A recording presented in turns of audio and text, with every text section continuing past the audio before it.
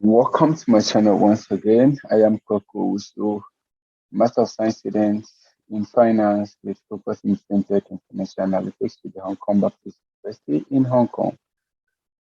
So today I want us to look at the part 2 of the application process to the Hong Kong Baptist University and most of the Hong Kong schools. Last vlog I shared more insight about how one can apply to most of Hong Kong universities and then the scholarships too that they have and the process that they can go along.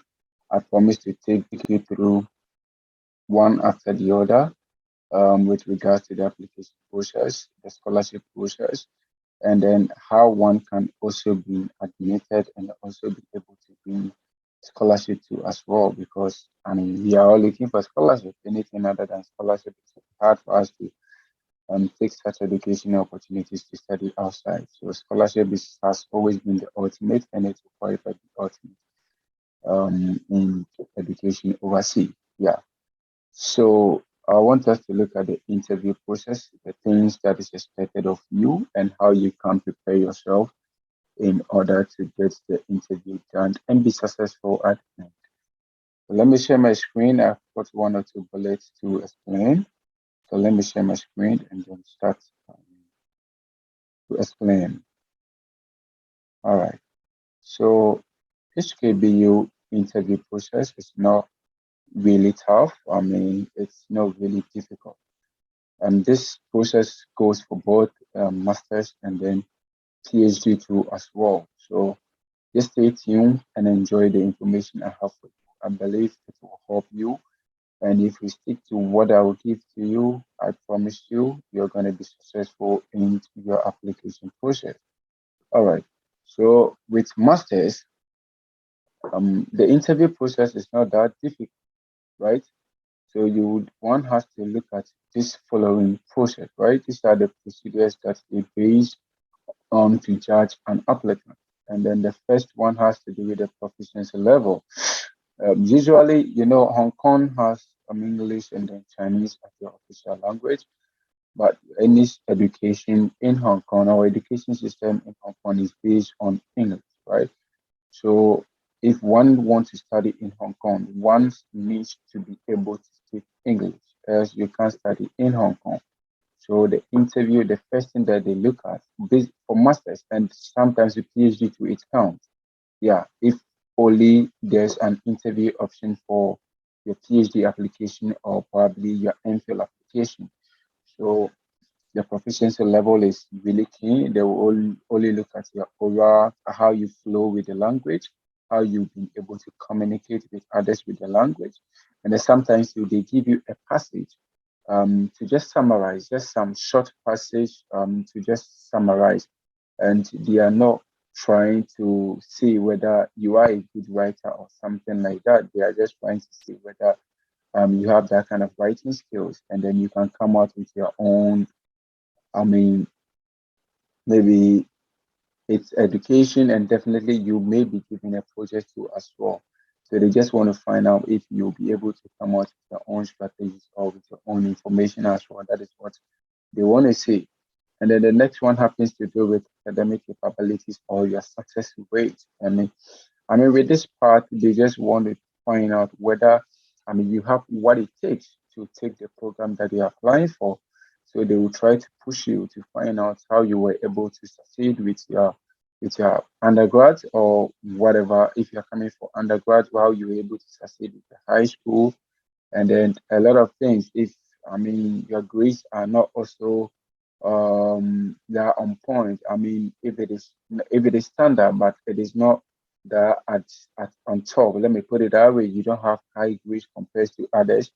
They will also try to find out why you were not able to, get better grades than what you have. So they just want to find out how you'll be able to succeed with the program. And then the next one happens to be with your confidence level. This is one of the factual thing about masters and then PhD. You are coming as probably an adult, but at the end of the day, you have to live as a master, right? So you can't say A and the next day you tend to say B for the same information that you are providing. So they will try to find out about how confident you are, and then how you are able to stack to your information, knowing that what you're saying is true or what you're giving out is the right information. They will do that. And then the other part too is about your career path, which is basically it lies with the program that you're applying for. If let's say you're applying to read Master of Finance in FinTech and Financial Analytics, they will try to ask you a question about what you want to do in the future. And it's basically for nothing, but they just want to find out whether indeed the program that you apply for really aligns with your career path, or it is something that you really want. That is what they do. If you are waiting for an interview, or if you're about to apply to most of Hong Kong universities and there's an interview, definitely something on that sort will pop up. So you just have to prepare yourself for that.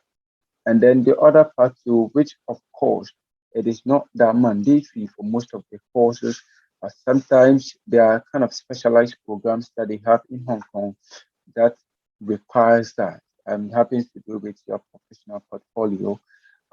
Let's say you are coming for a data analytics program, and then probably you've been doing something relating to data analytics. I mean, they would love to see that, right? They would love to see that this is what you're doing. So you are kind of work in progress already. So coming to read that program will be something easy for you. So if you have, I mean, something on that side, you can show it up, and then sometimes they ask about that. If you have, you can, and during your applications too, I mean, you can say that if you're coming for a PhD here, your professional portfolio will probably be your research experience or something like that. That is what they want to see. Yeah. So if you're coming for masters, these are the key things that they look out for the interview. It's not that difficult, but in all, you just have to make sure that you are giving out something important, and whatever that you're giving out is also convincing enough in order for them to give you, I mean, the offer. And then the next one too happens to do with MPhil and then PhD, those looking out for MPhil and PhD in Hong Kong universities. If only there's an interview option, you should also expect the following, right? It's pretty the same as master, but slight difference, okay? Here, you could clearly see that proficiency level is there, they will do that. Your academic capabilities or your success rate, they will do that. Your confidence level, they will do that. Your career path, I mean, they will assess to see whether it correlates with what you're doing or what you're coming for.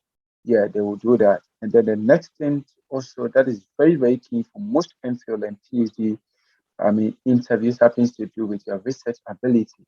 Here, you could clearly see that I didn't say research experience, but I made it clear that research ability. They are not looking at your research experience, but your ability to perform research activities.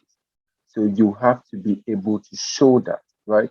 You have to be able to show that. And some of the schools, not all of them, I mean, there are some of them that takes research proposal, others who do not take research proposal. Okay. But if there's an interview option, definitely there's going to be a questions around research, and you should be able to prove yourself to them that you have what it takes to undertake research. So you don't have to show your experiences in research, but you just have to show them that you have the interest for research in a particular area that you want to specialize. Okay. um if of course you have research experience, that is also a plus, right? You just have to prove yourself that, hey, you've done this and that, or you've done this publication with this, I mean, author or something like that. And then you just have to show to them, I mean, and they will say that, I mean, during your application process too, there's that kind of opportunity for you to provide that.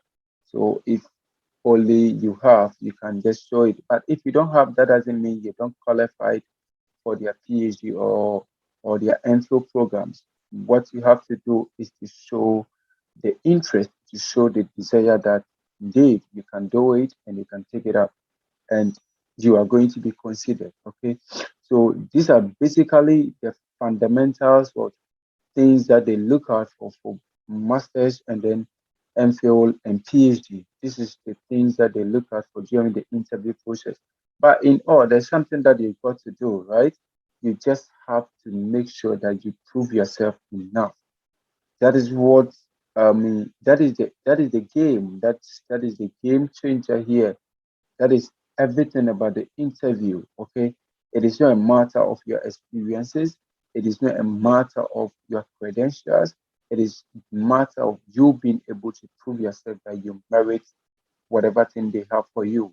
Okay. And at the end of the day, they will base on that to justify you. So it is not as difficult as most of you have actually seen it, or most of you think it is. That is not the case. It is not difficult. You just have to always make sure that you prove a point. You just have to make sure that you love what you're coming for and it's an area that you want to specialize.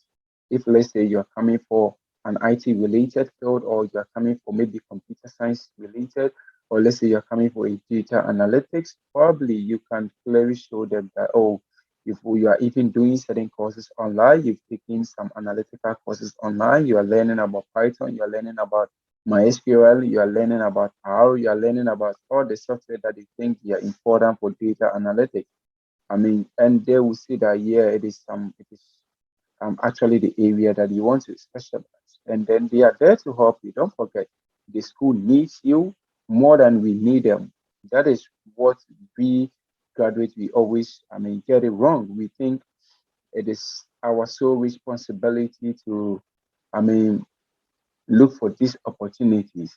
Yes, it is. It is our responsibility to look at those opportunities. But the truth is that the schools needs us because their accreditations mandates them to do so. So never think you don't qualify to apply to certain school or certain scholarship. I mean, it is there for you. You just have to give a try and you try to prove a point that you merit it, and at the end you are going to be awarded. So thank you. If you haven't subscribed to my channel yet, I would plead with you to subscribe to my channel for me. I will come your way with a lot of information, especially for most of the Hong Kong universities and the things that you need to do in order to gain admission and scholarships to Hong Kong, right? I mean, for Hong Kong, in order for you to live okay in Hong Kong as a student, probably you should be thinking of scholarship, not admission alone. Yeah, that is what I can say.